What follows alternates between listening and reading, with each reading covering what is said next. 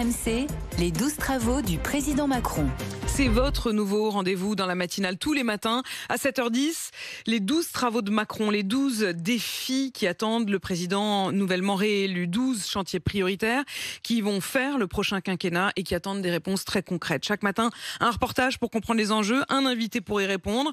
Après les salaires hier, place à un autre dossier potentiellement explosif, celui de la réforme des retraites. Emmanuel Macron a affirmé qu'il allait mener à bien son projet, celui d'un départ repoussé progressivement de 4 mois.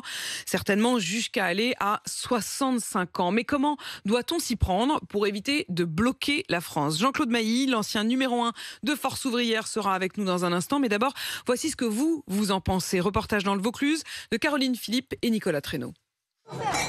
C'est l'heure de la pause déjeuner sur cette terrasse. La réforme des retraites fait partie des discussions. Deux amies, elles s'appellent toutes les deux Nathalie, sont contre. Venez, on rejoint ces deux commerciales pour un laboratoire pharmaceutique à leur table. Bonjour. Bonjour. Bonjour.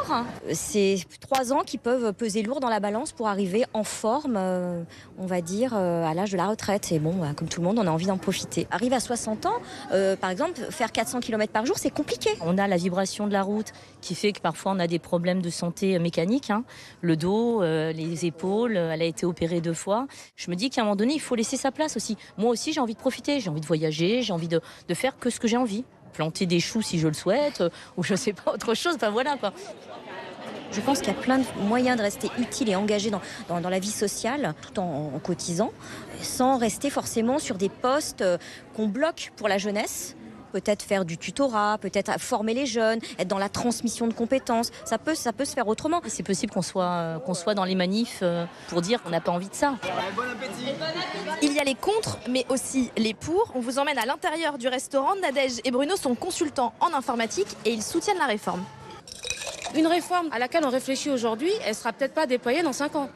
Donc oui, il faut le faire maintenant pour ne pas être au pied du mur plus tard, tout simplement. Ça va permettre de générer de l'argent, finalement, qui vont pouvoir financer d'autres réformes tout aussi importantes que la réforme des retraites. On n'a pas forcément des métiers pénibles. Et ensuite, sur une longévité, on va dire, jusqu'à 80 ans ou 85 ans, travailler jusqu'à 65, ça reste quand même 20 ans de retraite, ce qui est quand même pas mal. Il faut peut-être travailler aussi sur les réformes un petit peu privilégiées dans l'éducation nationale, dans la SNCF. Moi, j'ai toujours travaillé dans le privé et je ne vois pas pourquoi j'aurais moins d'avantages que dans certains secteurs. Il faut uniformiser la réforme des retraites. En France, dès qu'on change quelque chose, il y a des blocages. Ça va bloquer parce que, j'ai envie de dire, c'est un réflexe français.